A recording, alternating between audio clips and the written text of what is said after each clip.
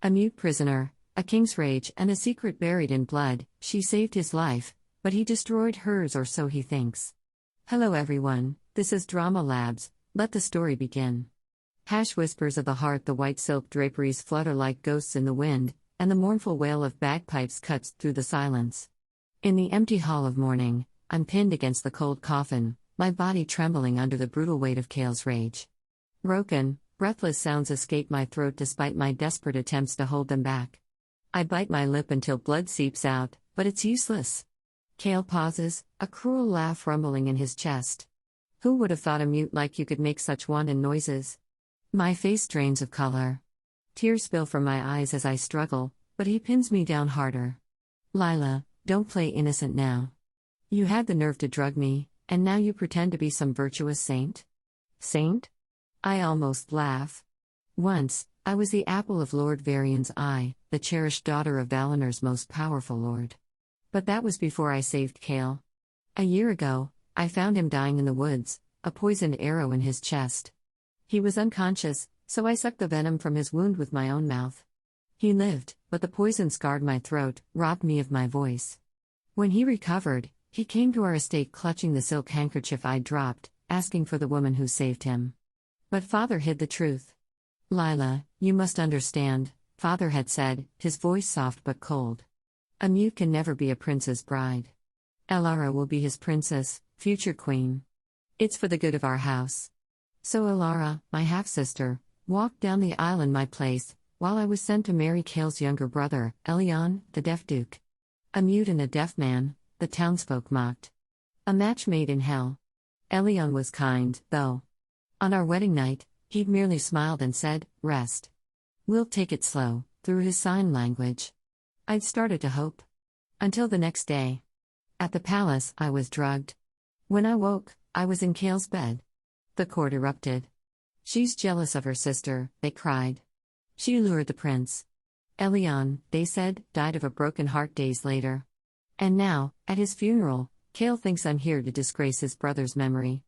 I try to write in the blood from my lip, "I saved you." It was me, but Cale slams his boot down on my hand. "Spare me your lies. Elion died because of you. This is just the beginning." He binds my wrists to the coffin and strides out. "Let the mourners in," he tells his guard. Horror crashes over me. I'm half-dressed, covered in his marks. "If they see." I scream silently as the first guests file in, their gasps and whispers like knives. Night falls, and I'm dragged to the queen's chambers, thrown onto a wooden bench. The queen's silver gown glints as she paces. "Admit it, witch. Who else have you betted?" A guard raises a bamboo cane, and pain explodes across my back. I bite my tongue until it bleeds, but I won't give her the satisfaction. Hours later, I'm tossed into a cold cell in the palace dungeons. My vision blurs from pain and exhaustion when the door creaks open. A shadow looms, an older guard with a leering smile. "What a pretty thing," he mutters, grabbing my wrist. "Even if you can't speak." I fight, but he's stronger. Just as his breath hits my neck, shouts ring out. "Intruders! Check the dungeons." Light floods the cell. Cale stands in the doorway, his armor glinting. The guard scrambles up, falling to his knees. "Your Highness." She tempted me. Begged for it? Cale's eyes lock on me, on my torn gown, my bleeding lip. Fury darkens his face, but not at the guard. At me. "You're insatiable, aren't you?" He snarls. "First me, then this brute?" I shake my head, pointing wildly at the guard, but Cale turns to his men. "Whoever takes her first gets a promotion." My blood runs cold. The guards hesitate, but Cale roars, "Do it." Just as they step forward, a voice cuts through the tension. "Your Highness." Elara rushes in, her hand on her stomach. "I heard what happened. Please, spare Lila. For my sake?" Cale's expression softens. "You're with child, my love. You shouldn't be here." He turns to me, disgust in his eyes. "Count yourself lucky, mute. Elara's kindness is the only thing keeping you alive."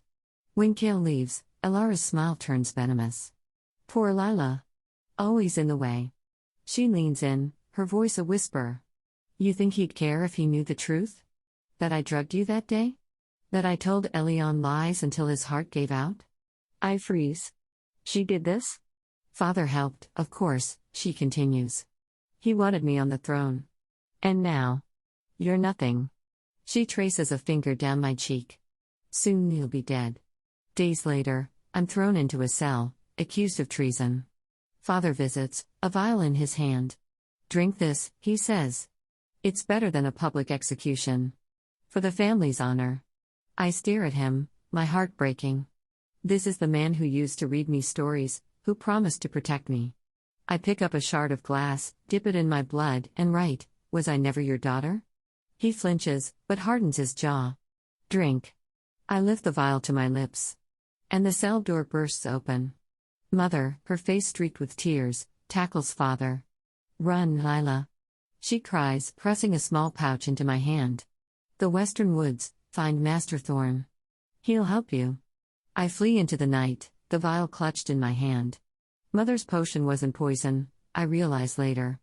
It slowed my pulse, made them think I was dead. 5 years pass in the western marches, a remote village on the kingdom's edge.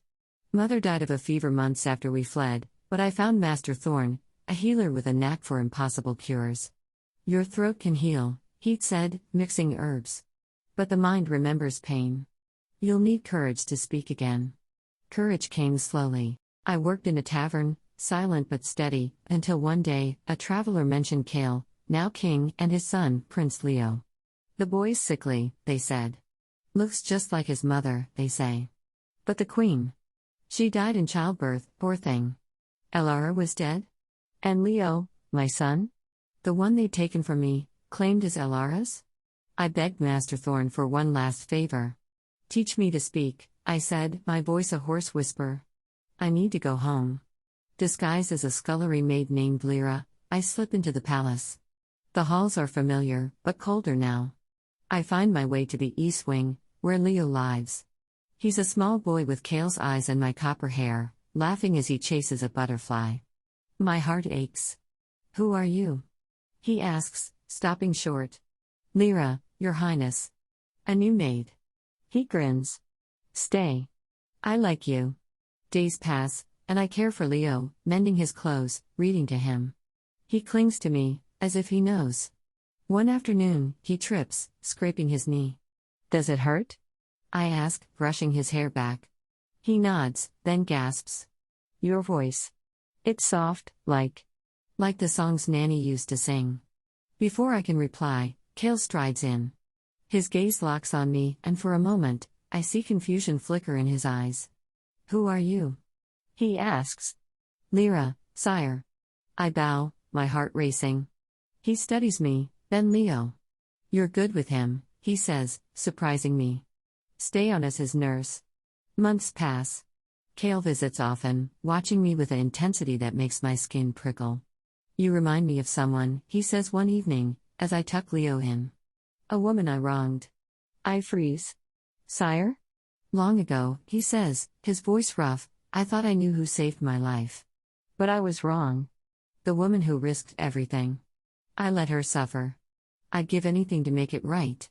Tears blur my vision. I'm here, I want to scream. I'm the one. That night, Elara's old handmaiden finds me, her face ashen. She's alive, she whispers. Elara faked her death. She's been hiding, plotting to kill you and the prince. Panic surges. I rush to Leo's room, but he's gone. A note on his pillow reads, "Come to the East Tower, alone." The tower is cold, wind howling through broken windows. Elara stands by the ledge, Leo in her arms. "Hello, sister," she say. "Did you miss me?" "Let him go," I say, my voice steady despite my fear. "Why?" "He's mine. Just like everything else you ever had." She presses a knife to Leo's throat. "Cale will be here soon. He'll see you try to kill the boy, then he'll execute you himself." Footsteps thunder up the stairs. Cale bursts in, sword drawn. "Elara. Save him, Cale." She shrieks, shoving Leo toward me. "Your precious mute tried to murder him." I catch Leo, hugging him tight. Cale's eyes flick between us, then to Elara.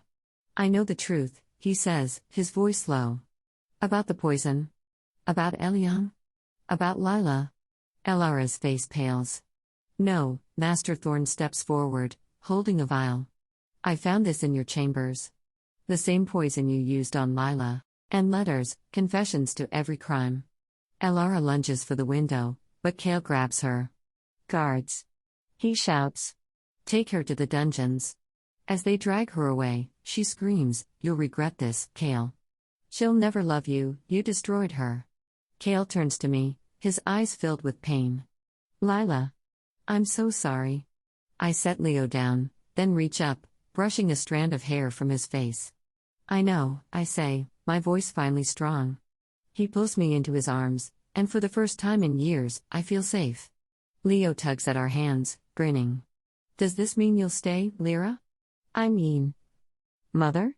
Tears spill down my cheeks as I nod. Yes, my love. I'm here to stay. Months later, Kale crowns me queen in a ceremony that lights up the capital. The crowd cheers as we kiss, Leo between us, his small hand clasped in ours. Thank you, Kale whispers, pressing a kiss to my forehead. For forgiving me. For loving me, even when I didn't deserve it. I smile, touching the scar on my throat, a reminder of the past, but not a prison. We all make mistakes, I say. The trick is to learn from them. As the sun sets over Valinor, I know our story isn't perfect. But it's ours. And that, I realize, is more than enough.